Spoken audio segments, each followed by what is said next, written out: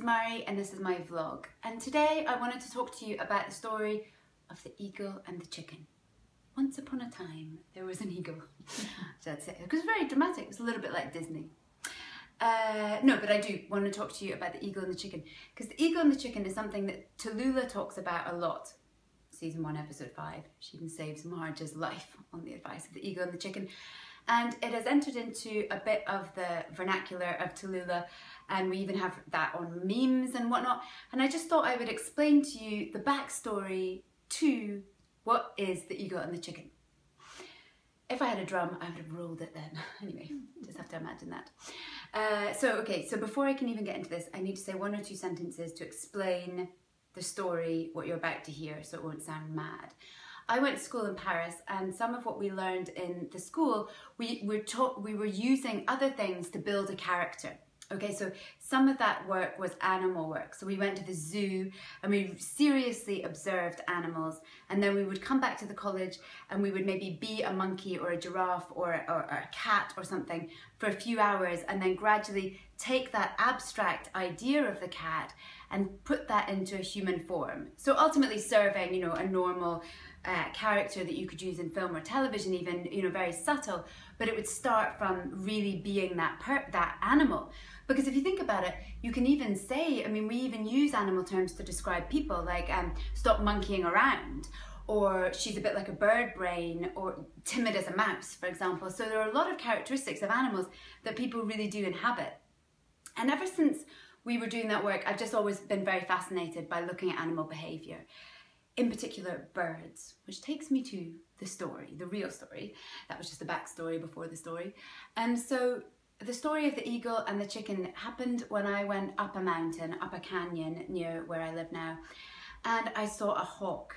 And let me tell you, I do love watching hawks because they're so elegant and graceful. And I stood for a moment and I really watched the hawk, and because there weren't that many people around me, I just thought, you know what, I'm going to spend a moment, I'm going to just be the hawk, I'm going to do what we've done in Paris. So I spent a moment really thinking about the hawk and watching it and just sort of trying to imitate its movement. And what really struck me was it barely moved. Do you know what I mean? It didn't get in a flap or a panic or make big wing movements. It just did a tiny shift of the edge of its wing or the tip of its wing, and it would change direction totally. And I thought, that is really amazing. It looks serene and calm and in control, and just a tiny, and the whole thing changes. And I thought, but the end of the wing is very thin, and you know, probably got not many muscles in it. Well, none muscles, because it's a feather. But when you come back through the wing, it would be attached very strongly, one would imagine, to the bird's back or the front or the heart area.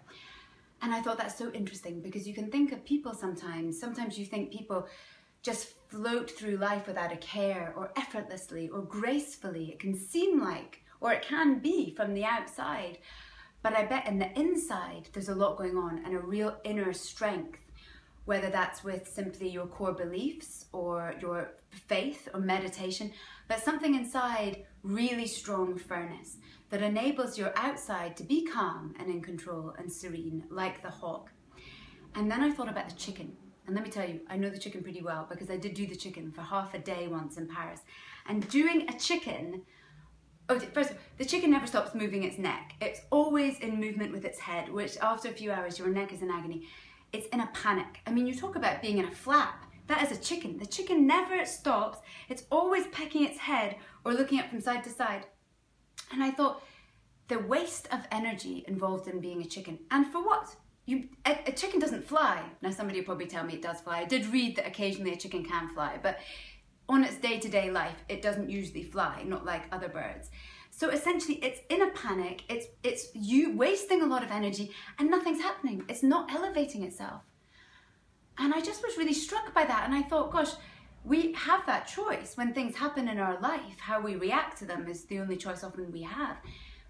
And how much I would rather be the eagle and be calm and serene and go over the problem, rather than be in the chicken and just be in a panic, banging on with it, literally bashing your head almost against the ground.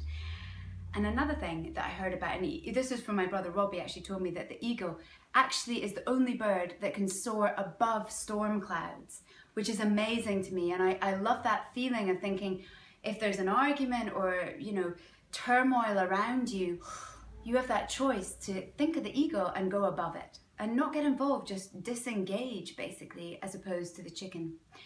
So there we go. That is the difference between the eagle and the chicken. One more thing I'll say about the eagle is that if it does come across a problem like a tree, it just goes around it or above it. It doesn't get knocked out of the sky, which I appreciate. It also has an idea of overview of your whole life, so you're not simply addressing what is happening now. In a sense, I think it could be the difference really between leading your life, because to lead your life, I believe you need to see the bigger picture, to know where you're going and have a direction, or managing your life, which is essentially just trying not to die and basically put out fires, which is what a chicken's doing. I mean, it doesn't think that much. I don't think. I don't know whether a chicken expert is going to go mental on me and counteract all this. This is from my own rudimentary research into chickens. But, you know, that's all that to say the essence of the chicken and the ego are very different. And that's what inspires Tallulah in season 1, episode 5 to calm down. She channels the ego, not the chicken, survives, even inspires Marge not to top herself. If you haven't seen it, I can thoroughly recommend it. I shall put the link down below. And anyway, that's it. That's the story of the chicken and the ego. What do you think? Let's start the conversation.